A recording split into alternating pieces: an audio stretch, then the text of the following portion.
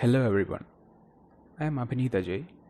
In this video, I will be analyzing the film theory of an animated short film El Empleo by Argentina-based animator Santiago Grasso, which was released in 2008.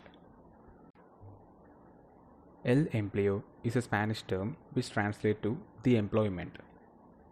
Throughout this 6.25-minute film, it shows a quiet, gloomy mood that offers a unique take on the typical working class. Written by Argentine artist Patricio Plaza, the film provides a strong message on work, alienation, and how each of us take part in a system in which people exploit other people, helping an unfair system continue functioning.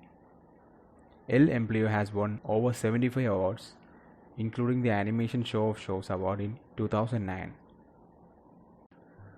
Synopsis: in a bizarre world, a working man is awoken by his alarm clock. He shaves, dresses, and has breakfast. An unknown man holds up his mirror. 3 people make up his chair and table. A woman stands at the door, working as his coat hanger. He hails a ride and rides piggyback all the way to work. At a traffic light, a group of humans riding human wait for the light to change. There are 2 men hanging on the pole representing traffic lights. One opens his jacket and reveals a red shirt. Then he closes his jacket so that the other man can reveal his green shirt. He takes an elevator ride up using a human counterweight. He puts his coat and briefcase in a locker where a woman is hanging on the locker door, working as his coat hanger and briefcase holder. There, he begins his work as a doormat. His boss shows up, scraps his feet on his back, and enters his office. He continues to lay there in front of the office door. Now, let's see how film theory can apply to this film. Semiotic analysis. Let's analyze the film through various events. The film starts with showing a clock with a picture of a kid with a smile. Throughout the entire animation, there isn't one happy person, and the clock is the only thing that is very close to happy. People are undergoing unhappy and depressive lives, doing the same meaningless job every day, hoping that they will get happiness someday. But the smile of the clock is in such a way that it is mocking at the people who are not conscious about the factor that the time will not wait for anybody. On his way to work, you see many different absurd jobs of ordinary people. But obviously, the protagonist is highly ranked. This is understood by seeing the relation of the man with the other human beings, except for the ending scene.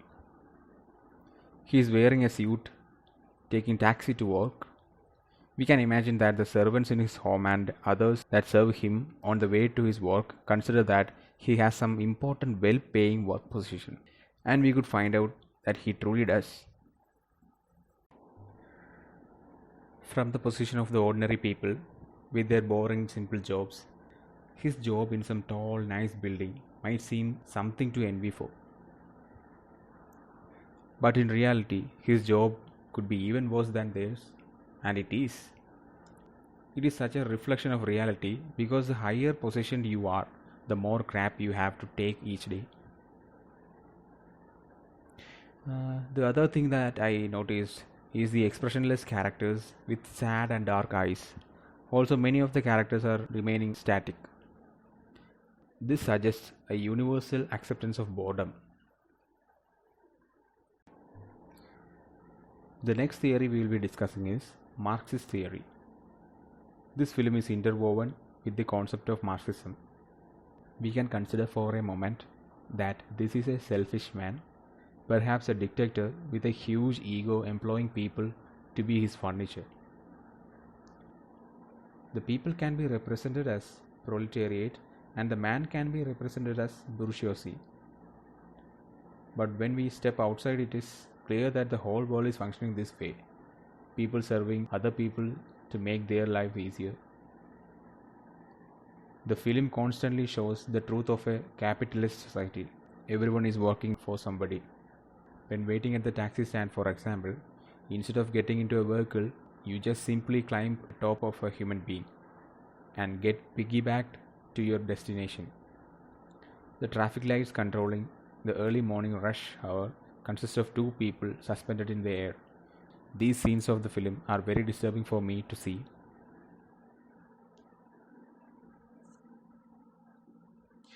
The scene after end credits show the revolutionary behavior of a man which show a light of hope. The man throws away and breaks the lamp which he used to carry in his head for a living. This is such an emotional scene showing that he was striving for freedom and now he is free. This act also has a potential of a class conflict. The next theory I will be discussing is formalism. The two techniques I choose to explain the formalist theory is audio and visuals. So, in this film, there is no dialogue and music. There are sounds like footsteps, opening of doors, crowd, elevators, and every sound that is just need to convey the monotonous kind of background ambient sound. This effect makes us think about what is happening. Through this, the director is able to convey the boredom of the life and extreme workaholism. Everyone is silent, working their jobs without any complaint of what they are doing.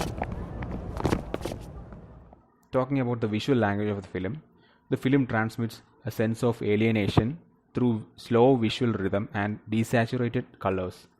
Colors seem to bleed into one another, creating this earthy, muddy look that perfectly represents the 9 to 5 routine of the man.